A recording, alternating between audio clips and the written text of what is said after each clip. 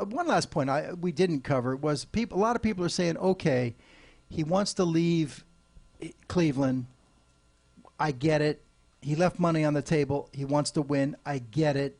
But what about the way he did it? And a lot of people are complaining, and I even saw, I think it was Don Ohlmeyer, who, you know, is the ombudsman for ESPN. I saw that in the paper, whatever it was, and how he was just, you know, shocked and disheartened by ESPN, you know, agreeing to do that show, The Decision.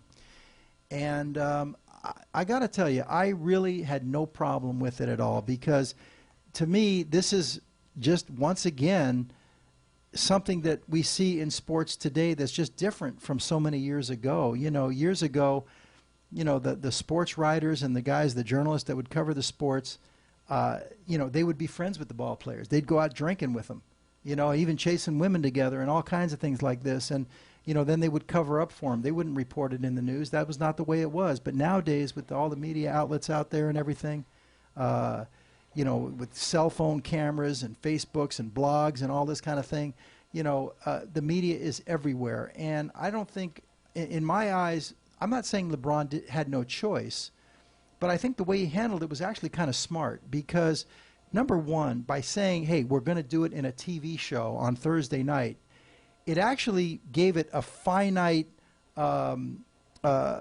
ending. It was like we knew we were going to, I guess we have a caller, but we knew we were going to know when the decision was. And sometimes it's kind of like in business. If you're working on a business project, if you don't set that launch date as to, okay, we're going to launch this project on such and such a date, sometimes that project will never get off the ground. And if LeBron didn't set that finite date for the decision for the TV show, we might still not know where he is. Seriously. It's not an easy decision. So I think that was okay. And let's say he didn't do a TV show, a special for the decision, okay? Even if he didn't do that, there was so much interest in this. It had been building for a year. You know, even if he went into a little press conference where he sat down at a table and a podium with the Miami Heat logos on the wall behind him, and they did a press conference in Miami to announce that I just signed with Miami, you know they would have televised it live on ESPN News or ESPN2, and instead of an hour, it might have taken 2 hours. And you would have had a room full of reporters. It would have been covered live anyway. And instead, you would have got, you know, 100 different reporters, and every other question would have been a really stupid one. It would have been a dumb question. This way, it was done nice and neat, clean, 1 hour. He picked Jim Gray, who I cannot stand because of what he did to Pete Rose at the All-Star game. But nevertheless, he's Kobe's go-to guy, and he does, you know, have credibility out there as a journalist. He picks that guy to ask fair questions. Then when that's over with, they go to Michael Wilbon in the studio to ask the questions. So we're getting pertinent, direct questions in a concise manner. It would have been covered live anyway.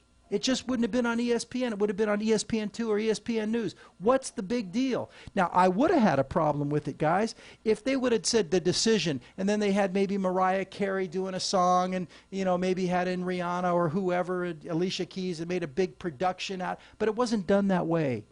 It was kind of like a soft press conference where we sat down in a chair, one-on-one interview. Here's the questions. Why did you do it? What was going through your mind? But I had no problem with it at all. And they threw in the charity factor. What's the big deal? The way he did it. Well, they say, well, he could have at least let the owner of the Cavaliers know about it. Do you think for a minute, if he let him know about it, that I'm going there, that he would have kept that secret? When was he going to tell him? 2 minutes before he went on the air? I'm going to Miami, got to go by? And then 20 minutes later, they make the announcement. He would have had that all over the internet. And then he would have said he was rude to him. Anyway, enough about that. Let's get to the caller. What do we got, guys?